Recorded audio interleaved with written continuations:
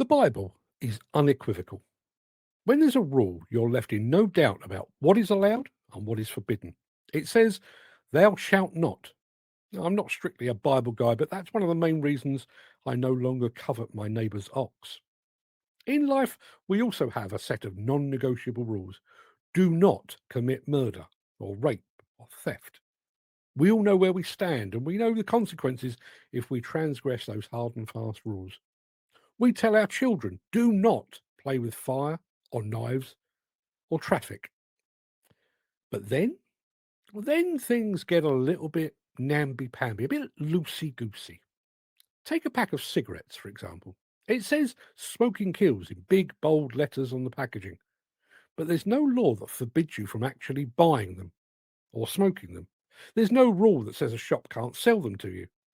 They're a known killer, but they're on sale. High streets are filled with people smoking. Hospitals are full of people that have smoked. Thou shalt not kill, unless the government can rake in a fortune in duty, in which case, yeah, puff away.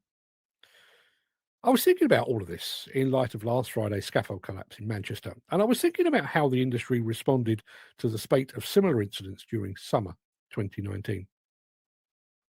In the immediate aftermath of three separate but high profile scaffold collapses in August 2019, the National Federation of Demolition Contractors issued what it described as a statement of awareness. Awareness is a funny word. It sounds like something's being done. It sounds like a verb, a doing word, but it isn't. I'm aware that that small child is juggling a flaming machete is not quite the same as we've taken away the flaming machete and we've sent the child to their room.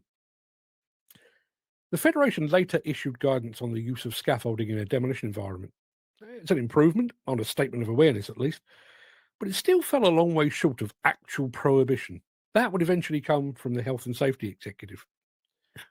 But in demolition, in construction, and in life, there are some rules that we take as sacrosanct, and there are others that we bend almost to breaking point. Most of us will never commit murder, but I'm pretty sure most of us have exceeded the speed limit at some point. I would never commit an act of terrorism, but I've fished without a license in my time. And then, weirdly, there's those rules that we actually go out of our way to break. The speed limit says 70 miles an hour, but 80 isn't hurting anyone. You must wear a seatbelt while you're in your machine. Sounds pretty clear, and yet there's a good many out there, literally as we speak, that have fastened their seatbelts and then sat on them. There's electronic systems contained within modern machines that restrict operators from overextending or lifting loads that are too heavy. But those systems are all too often ignored or silenced entirely. What drives that? What makes us abide by one set of rules and then go out of our way to break others? Now, one concept from safety science offers a clue. It's called the normalization of deviance. It's when a clearly unsafe practice becomes accepted over time because it has never produced a catastrophe. In other words, when a rule is bent and nothing bad happens, bending it becomes the norm. That term, normalization of deviance, was coined by sociologist Diane Vaughan in her analysis of the 1986 Space Shuttle Challenger disaster.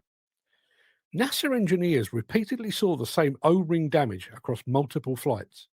But because none of those flights ended badly, the defect became acceptable.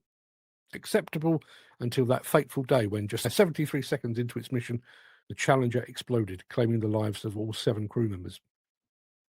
And unfortunately, here in the realm of demolition and construction, this elasticity of rules is embedded in the industry's DNA. We proclaim zero harm, yet reward early finishes. We cut costs and constantly push for efficiencies. And every missed inspection, every muted alarm, every strained interpretation of a regulation chips away at safety. In small organizations especially, cost pressures, poor allocation of safety resources, and managerial turnover inadvertently promote deviance, normalization. And once deviant practices take root, they spread. People stop seeing them as violations. We accept them. And so comes the paradox. We won't kill a human being directly, but some will still arrive for work impaired by drugs, alcohol, or lack of sleep. We won't go out of our way to stab passers-by, but some will operate in a way that puts themselves and others in mortal danger. And when we treat life and death rules like soft options, we're complicit. The Bible didn't say, thou shalt not, unless the job's running behind, in which case, crack on. It didn't qualify commandments with unless tight on budget or unless nobody's watching. But in demolition and construction, we whisper qualifiers, we carve out exceptions, we cling to caveats. And when safety becomes optional, tragedy becomes inevitable.